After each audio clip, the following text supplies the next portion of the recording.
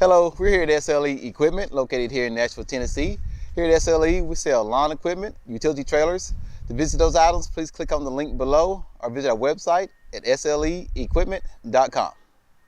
So today, we're going to look at the Shindaiwa model T302X string trimmer. This is a full commercial string trimmer.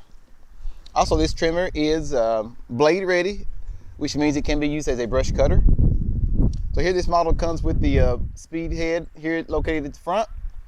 This is the speed feed head, easy to load.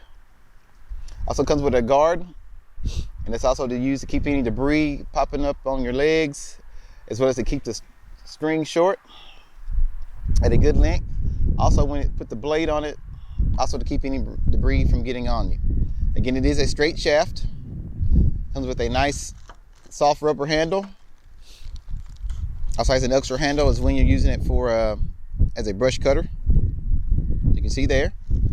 This unit also comes with a harness. Your on and off switch located here in the middle, as well as your throttle.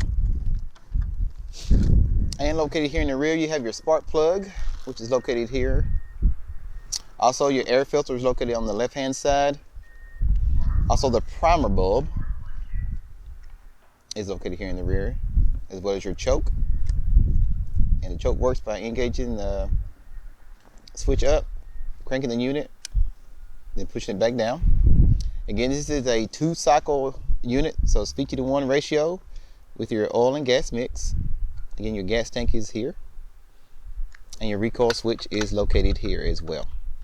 And this unit is a little bit heavier. It weighs about 14 pounds. But again, it's also used for a brush cutter, so you won't need that weight. So again, this is the Shindaiwa model T302X string trimmer, as well as brush cutter. If you guys have any further questions, please give us a call. That number is 615-641-7720, or you can reach us on our website at sleequipment.com.